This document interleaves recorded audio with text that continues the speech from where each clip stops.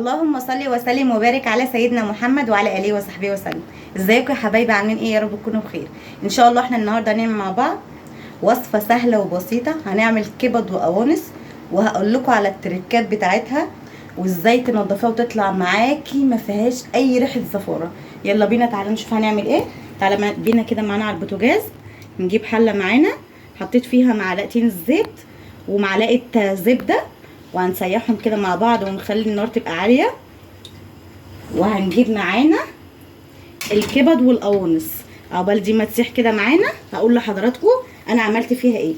انا جبت القوانص معانا، نقعتها في ميه وليمون ودقيق وملح، وسبتها نزلت كل اللي فيها. طبعا انا غسلتها الاول، شلت منها اي دهون زياده، اي حاجه بتبقى ناتجه عن الزفاره انا شلتها. خليتها بصوا ما شاء الله شكلها لوحدها، بصوا منظر نضيفه وزي الفل معانا كده، واتصفت وبقت زي الفل. والكبده نفس النظام، والقلوب فتحتها كده وشلت منها العرق الدم اللي بيبقى هنا. الحاجات ديت بتظبط معاكي الاكله بالظبط، تخليكي تاكلي منها ما تبقاش فيها اي ريحه زفاره معانا. يلا بينا كده، الزبده ساحت اهي مع الزيت. هننزل عليها بالقوانص.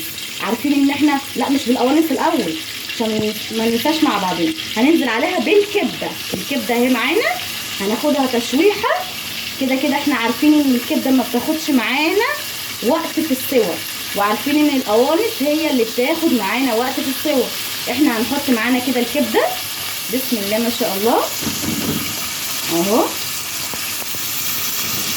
الكبد بس اللي هنحطها، هنسيب القلوب والقوانص كده في جنب. الكبد بس اللي حطيناه هنديها تشويحه، هنحط لها بس رشه فلفل اسمر، وهنديها زي التحميره كده خفيفه في قلب الزيت والزبده. واول ما هتخلص التشويحه ديت هنشيلها وهنكمل بقى. هقول لحضراتكم هنعمل بعدها ايه. هنقلبها بقى كده معانا على الناحيه التانيه. احنا ما حطيناش معانا اي حاجه اهو الا رشه الفلفل. هسيبها بس تتشوح كده في قلب الزبده والزيت ورشه الفلفل. واول ما هتتشوح معانا هنطلعها ونشوف نكمل مع بعض ايه. بصوا يا حبايب قلبي كده الكبده اتشوحت معانا اهي، او دخلت في سوا، يعتبر نص سوا اهو. هشيلها بقى ونشوف هنعمل كده ايه. بسم الله. هنجيب معانا طبق وهشيلها اهي. نزلت العصاره بتاعتها كلها في قلب الزبده والزيت، وهحطين معاها رشه الفلفل. بسم الله.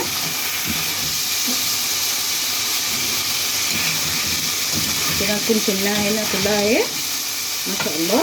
بصوا منظر الكبده تعتبر خلاص دخلت في نص السوا بتاعتها. نكمل بقى معانا كده. هنحط معانا ايه اللي بتاخد السوا كله بقى، القوانص.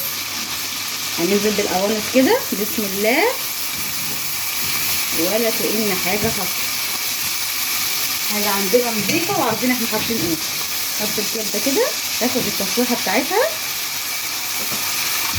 ورشه الفلفل بتاعتها.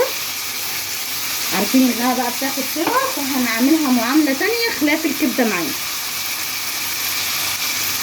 ننزل اهم حاجه بنسوي على نار عاليه عشان ما تنزلش معانا ميه وتبقى زفره معانا.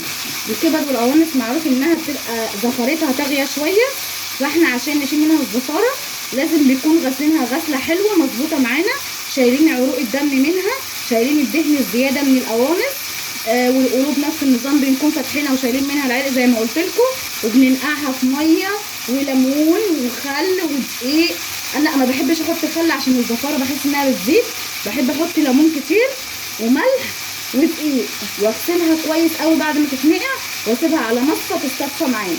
وزي ما عملنا الكبده كده هندي بقى تقليبه للقوانص. بسم الله ما شاء الله. بصوا بتتشمع معانا على طول وكشت كده. طالما كشت كده خدت التغليفه معاها من ورا كده، اتاخدت اهي. نقلبها الناحيه التانيه كده تاخد التشميعه بتاعتها. واول ما تاخد التشميعه بتاعتها كده هننزل معاها بالبصلايه اللي متقطعه معانا جوانح اهي، ونديها تقليبه في قلب البصلايه. وهنسيب البصلايه تتدبل وتشرب من العصاره بتاعه الكبده والقوانص. احنا منضفين حاجتنا فواثقين 100% ان الحاجه هتطلع معانا نضيفه ما فيهاش اي ريحه زفاره. طبعا شويه الميه اللي نازلين دول ما اعتقدش هيسووا معانا القوانص، فاحنا هنعمل ايه بقى يا حبايب قلبي؟ زي ما هي محطوطه كده القوانص معانا والبصل، هقوم انا حاطه نص كوبايه ميه بس هجيبها بسم الله، وهقوم حطاها كده وهسيبها تتشربها. ليه؟ علشان عارفين ان القوانص بتبقى فيها ندغه شويه خلاف الكبده، فهنخلي الايه القوانص معانا تستوي. هسيبها كده عقبال ما اجهز لها الحاجه بتاعتها.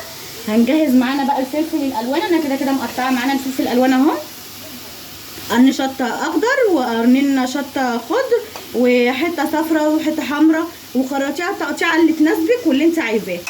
هجيب بقى الثوم معانا والوصفه بتاع التركه بتاعتنا اللي هتتحط، وهنعرف بقى ايه هتدي تخلي الكبد والقوانص في حته تانيه خالص. استنوني بقى هنعمل الوصفه التانيه، هنعمل التتبيله بتاعت الوصفه. هنغطي عليها كده وهنسيبها ايه تبقبق مع بعضها، واول ما تتشرب نص كوبايه الميه هنشوف هنعمل ايه. بصوا يا حبايبي دي كده تكون معانا القوانص اهي شربت نص كوبايه الميه بتاعتها، والبصل دبل واتكرمل معاها ما شاء الله. بص ريحتها من غير توابل من غير اي حاجه. تعالوا بقى بينا كده نعمل التتبيله الخطيره بتاعتنا اللي هتخلي الاكله دي في حته تانية. معانا هنا توم وقرن شطه سبايسي، لو انت حابه سبايسي براحتك، مش حابه خلاص. ونحط معانا كزبره، ده كمون، ونحط معانا هنا كزبره ورشه حبهان بودر وورق لورا، وهنا جوز الطيب حاجه بسيطه كده معانا، ورشه الملح على قد ما انت هتعوزي. وهنحط معانا معلقه خل. تتخيلي بقى ده كله معاكي الميكس الرهيب ده هيعمل معانا ايه؟ دبس الرمان مش راضي يتفتح معانا، فتحنا كده معانا اهو دبس الرمان. ناخد منه بس معلقه كده بسيطه صغيره. شوفوا الميكس الرهيب ده بقى كده، توم مفروم وقرن شطه سبايسي وخل وليمون وكمون وكزبره ورشه من اللورا والحبهان البودر ورشه جوز الطيب والملح. ده كله كده ديت الدقه معانا دي تحفه. تعالوا بينا كده ننزل بيها على القوانص كده بالبصل ما شاء الله. هنشم بقى دلوقتي روايح رهيبه. انتوا تتخيلوا اصلا ان الخل مع الليمون مع الثوم والكزبره والتوابل دي هتبقى عامله معانا عامله ازاي على البوتاجاز في قلب القوانص والبصل؟ هتبقى تحفه. يلا بعد ما نزلنا الميكس الرهيب ده هننزل بقى بالكبده معانا. هننزل كده بالكبده معانا اهو،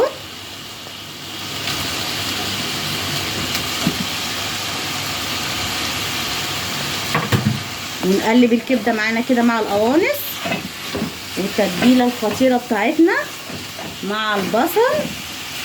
بعدها على طول هننزل بالفلفل الاصفر والشطه والفلفل الاخضر والاحمر، كل ده كده هينزل معانا بسم الله ما شاء الله. شايفين المنظر معانا يتحدث عن نفسه ما شاء الله تحفه. وانا بقى هدعم ده كله بمكعب ماجي، ده مش معانا اساسي، ده اختياري، اللي حابب يحطه واللي مش حابب يحطه على راحته. كده نسيب ده كله كده مع بعضه ما شاء الله، ياخد له بقى بقبقتين كده مع بعضه مع التتبيله مع القوانص مع الكبده، ده كله يستوي في قلب بعضه. وارجع لحضراتكم بعد ما يستوي واوريكم شكل الطبق هيطلع معانا عامل ازاي. كده يا حبايب قلبي تكون الوصفه معانا استوت اهيت وغرفناها. تعالوا اتفضلوا كلوا معانا. وعملنا جنبها مكرونه محمره بسمنه بلدي ما فيهاش اي تريكات، محمرينها في زيت وسمنه بلدي وسقيناها بالشوربه بتاعتنا واستوت معانا ومفلفله ما شاء الله بالف هنا اللي ياكل. وعملنا بتنجان بالتتبيله الخطيره تحفه تحفه تحفه. لو حابين ان انا اعمل لكم وصفه البتنجان المخلل بتاعتي، ده بتنجان اسمر مسلوق ومتبل ما شاء الله، محطوط فيه بص تريكات وطعم خطير. اللي حابب الوصفه يكتب لي في التعليقات وانا انزلها لكم. وبكده نكون خلصنا الوصفه بتاعتنا النهارده، وان شاء الله تنور رضاكم واعجابكم. وما تنسوش تعملوا لايك واشتراك وتفعلوا زر الجرس عشان يوصل لكم كل جديد، ونصلي على النبي. وتفضلوا معايا.